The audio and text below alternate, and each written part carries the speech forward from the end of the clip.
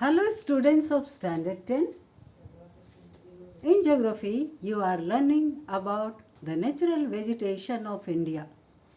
Today you are going to learn about the conservation of forest. Why should we need to conserve forest? You know its importance. There are some lines which are expressing the importance of forests very nicely. Trees are jewels which adorn the nature. They signify the importance of mountains. They shuffle the creamy floors by transpiration. To pour down rain, they act as an opaque medium to floods. They help in maintaining springs. They act as steel walls to the fogging winds. They keep the birds warm and cozy in their nests. Protective arms. The fresh oxygen they produce is a life sustainer. They make the soil erosion resistant. They maintain the cycle of water and nutrients. They are the source of fuel and timber. They are potential forms to support hydroelectric schemes and they owe their value much to fill the treasury of nature.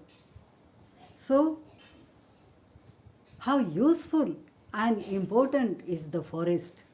But nowadays, a large area of forested areas are destroyed. Large destruction had been taken place, and India has only 23% of its land under forest. What are the reasons? You have seen, and we can see all around us. Large destruction had been taken place due to the industrialization, due to the urbanization. In some of the areas, there are also the primitive methods of plantation, that is shifting cultivation, is also practiced. Also, there is overgrazing of pastures, that is destroying the forested areas. Large destruction had been taken place also due to for the timber and fuel. So all these are the reasons for depleting the forested areas. Therefore, it is essential to adopt some of the methods to conserve forests. So there are some methods to conserve forests. Planting of quick growing trees so that the forested areas can be increased. Establishing national parks and sanctuaries so that the wildlife also can be protected and also the forested areas. Protecting from forest from fire. A large area can be destroyed due to the forest fire. So it is necessary for dusting or spraying sometimes to protect forests from fire. Also, practicing afforestation or reforestation. What is afforestation? To increase the area under forest, to plant more and more trees. And what is reforestation? That is the region which is already destroyed, and in the same area more saplings can be planted. When two small saplings are planted in the place of one felling tree, so this is known as reforestation. Also, undertaking silvicultural operations. What is silviculture? It is the science of cultivating trees for sustaining yield that can provide wood for fire, for domestic purposes, for constructional purposes. So, the trees should be planted more and more so that will be utilized for various purposes. So, for this purpose, in India, National Forest Policy was launched.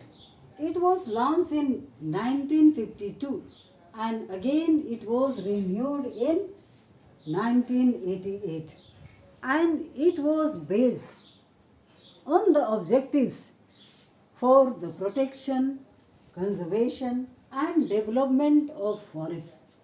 So, some of the objectives were there according to the National Forest Policy, and the main objectives were to maintain the environmental stability, also for the conservation of natural heritage, to check on denudation and reduce soil erosion. So all these were some of the main objectives, and they are being undertaken by the government by some of the techniques. So some of the forest conservation techniques are social forestry. Social forestry, what is it? It is the joint management program between the people and the government. Why? To encourage people. It is the awareness regarding conservation of forest and to meet the needs of the rural people regarding fuel and timber. So this social forestry, which is aimed on many objectives, and that is to remove pressure on the forest, to utilize the vacant area or barren land so that more forested areas can be increased. Also planting trees around the agricultural land or along with the railway lines or along with the rivers and roadsides. Also providing common people with for them with the timber, fuel and fodder for the animals. So all these are some of the objectives of social forestry. Social forestry was started by the government of India in 1976, and the main objectives, just now what I had mentioned, to reduce the pressure from the forest, and it is classified into 4 different parts. First is farm forestry, second community forestry, third is extension forestry, and fourth is agroforestry. So what is farm forestry? Plantation in the farm side, which areas are not being utilized for the agriculture. In that area, plantation can be done. Second is the community forestry. With the help of the government, saplings are provided. Also fertilizers. Only the responsibility of the community is to look after the trees, and that will provide yield. Third is extension forestry. Extension forestry is a scheme for the villagers to encourage them to plant more and more trees in the wasteland or in the barren land, so that the farmers can grow trees for their own need. Quick growing species are introduced and given to the farmers, and they can be grown and planted in the wastelands. Fourth is the agroforestry. Agroforestry is an intermediate stage between forestry and agriculture. It is the collective name for land management system. So, in the same area, some trees are grown, some crops are grown, also some livestock are reared. So, there are some main objectives of agroforestry: to reduce pressure on the natural resources like forest, also to check soil erosion, to maintain natural fertility of soil, to maintain ecological balance. So All these are the main objectives of agroforestry. And what are the advantages of it? It provides long term economic stability. Also, it provides year round production. It increases the soil fertility as a variety of soil or microorganisms can thrive on it. Also, it reduces pollution and global warming. Though there are many methods and the government have already undertaken some steps, the problem of deforestation is going on. So, we have to reduce it. We have to increase the forested areas more and more. And to